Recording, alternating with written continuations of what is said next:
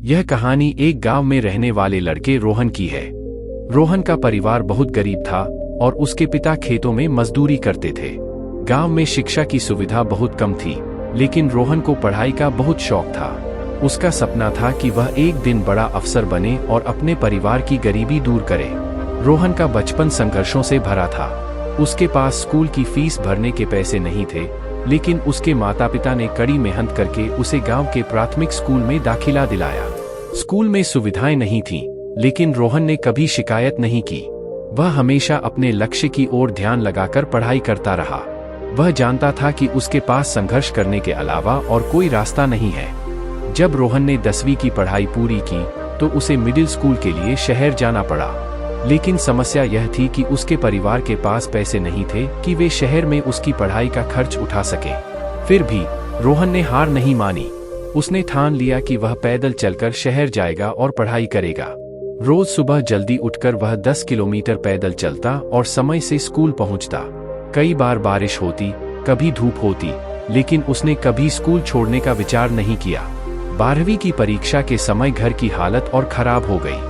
उसके पिता बीमार पड़ गए और काम करने में असमर्थ हो गए। घर में खाने तक के पैसे नहीं थे। रोहन के सामने 2 ही विकल्प थे, या तो वह पढ़ाई छोड़ दे और घर की जिम्मेदारी संभाले, या फिर किसी भी तरह पढ़ाई जारी रखे। रोहन ने कभी हार न मानने का फैसला किया। उसने आसपास के बच्चों को ट्यूशन पढ़ाना शुरू किया और अपने परिवार का खर्च भी उठाने लगा। दिन में वह काम करता और रात में दिए की हल्की रोशनी में पढ़ाई करता। 12वीं की परीक्षा में रोहन ने उत्कृष्ट अंक हासिल किए। अब उसके सामने बड़ा सपना था, एक प्रतिष्ठित कॉलेज में दाखिला लेकर इंजीनियरिंग करना। लेकिन कॉलेज की फीस भरने के लिए उसके पास पैसे नहीं थे। उसने शहर के कई लोगों से मदद की गुहार लगाई, लेकिन किसी ने उसकी सहायता नहीं की। एक दिन उसके स्कूल के एक शिक्षक ने उसकी स्थिति देखी और उसकी कड़ी मेहनत से प्रभावित होकर उसकी मदद की। उन्होंने रोहन को स्कॉलरशिप दिलाने में मदद की, जिससे उसकी कॉलेज की पढ़ाई संभव हो सकी। कॉलेज में दाखिला लेने के बाद भी रोहन के सामने कई कठिनाइयां आईं। कॉलेज की पढ़ाई गांव के स्कूल से बिल्कुल अलग थी। उसे कई विषयों को समझने में कठिनाई होती थी, लेकिन उसने अपने दोस्तों से मदद मांगी, किताबों से सीखा और कभी हार नहीं मानी।